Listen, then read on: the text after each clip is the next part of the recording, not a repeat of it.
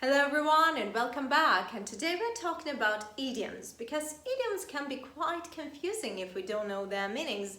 Especially these idioms are truly confusing and can seem even weird because they mention the parts of the body. So what will you say if you hear, "I can lend you an ear," or "Could you pick your brain about this? That was by the skin of my teeth," or another one, "You're the apple of my eye." So nice. Obviously, these phrases have figurative meanings, but what are the meanings? So keep your chin up, sign to the channel, and watch this video.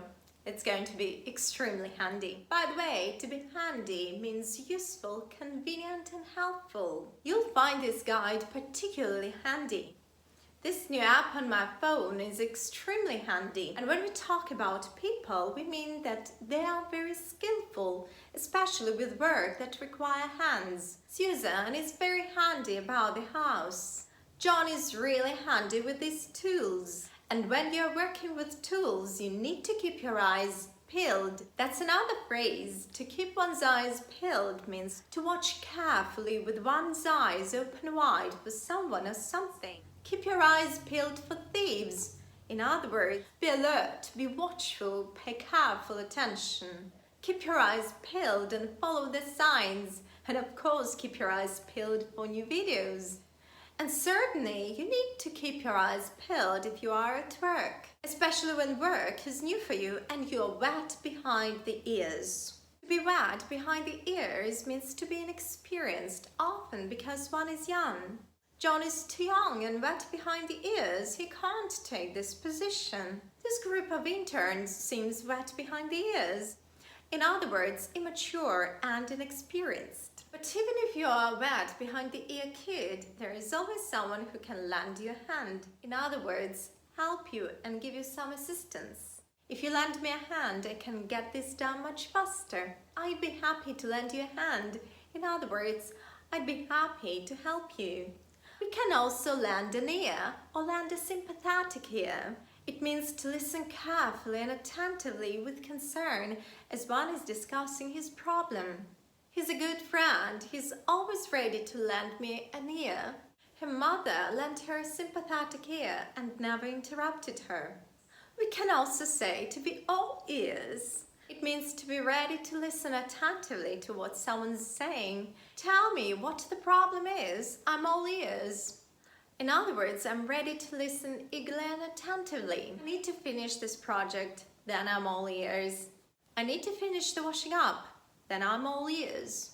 And when people tell us about their problems and their concerns, they get it off their chest. To get something off one's chest means to confess, to reveal worries and concerns, and to relieve one's mind. She needs to get it off her chest. She's tired of his rudeness. You'll feel better if you get it off your chest. And certainly you'll feel much better if you let your hair down. And that's another phrase, let one's hair down. It means to relax and rest, to allow oneself enjoy and have fun, and forget the worries. It's been a long week. I need to forget work and let my hair down. Come on, let your hair down and go dancing. Another encouraging phrase that we can hear from our friends is keep your chin up. We say it in order to improve one's mood, especially when someone is discouraged or sad. And we try to encourage to stay positive, nevertheless, that things can seem negative. Keep your chin up. Tomorrow is another day. Or don't take it to heart. In other words, treat something as less significant and important. In other words, don't get upset or influenced. Don't take his comments to heart.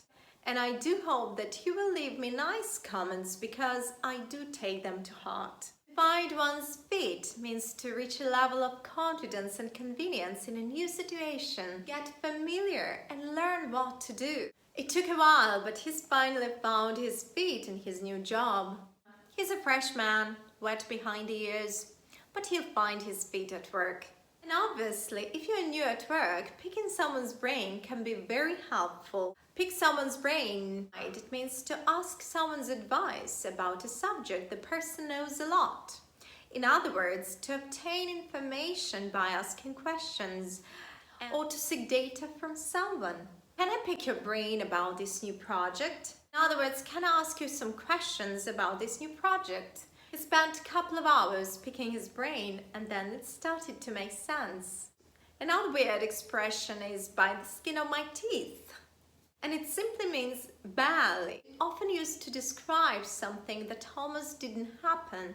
We thought we would miss the plane, but in the end we caught it by the skin of our teeth. In other words, narrowly or barely escaped the failure and managed to do something. He escaped by the skin of his teeth. And some lovely phrases at the end. And the phrase that I like most of all is the apple of my eye. We use it to speak about a person whom we love the most, who is cherished and favored and treasured the most. He had 3 daughters, but the youngest was the apple of his eye. In other words, someone who is loved more than others. And of course, when you are completely, totally in love with someone, you can say, head over heels. She's head over heels in love with him.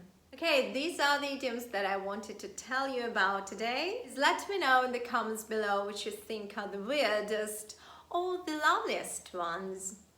Please sign to the channel, it will be extremely handy for me. Keep your chin up and give the thumbs up. And keep your eyes peeled for next videos.